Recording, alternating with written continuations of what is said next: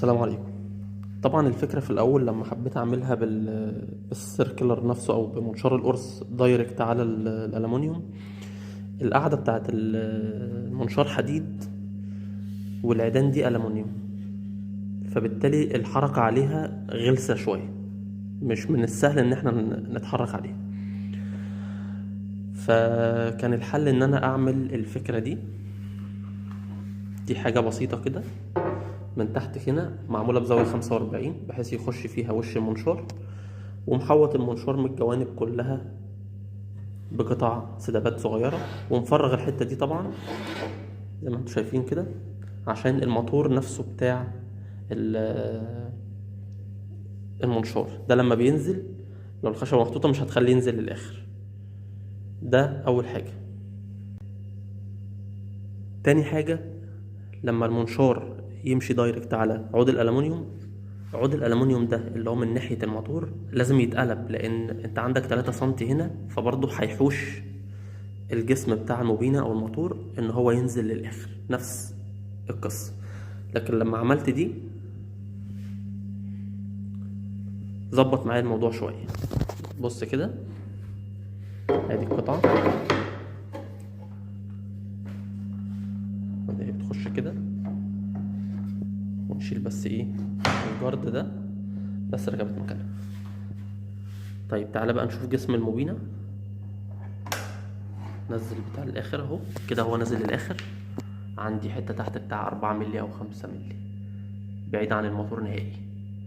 كده ارتفاع القطع للقطعة دي 4 سنتي، مش هتقطع معايا اكتر من 4 سنتي. انا بالنسبة لي محتاج 3 سنتي ونص او 3 سنتي و6 من عشرة، اللي هو ايه سمك اللوحين ده بالنسبة للتكبير نفسه.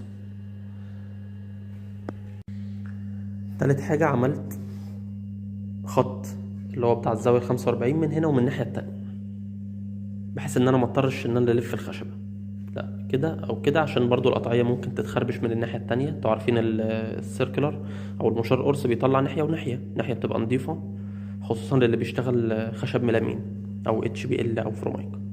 تمام. هعمل بقى هنا كده فريز يتحط فيه مسمار او كلامب يربط لي على الخشبة وانا بقطع لو خشبة كبيرة.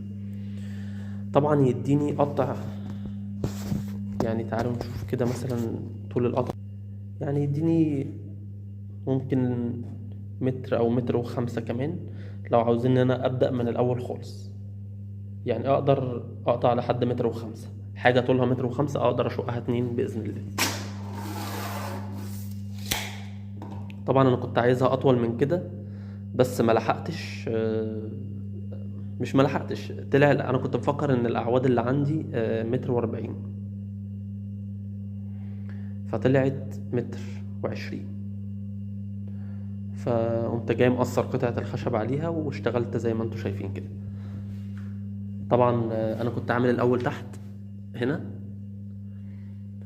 كنت هعمل ده المكان اللي يتحط عليه الالومنيوم بحيث ان هو يديني قطع 6 سنتي، فاكتشفت ان الموتور هيتحجز في المجرى، فمش هينفع اصلا نعمل الحركة دي.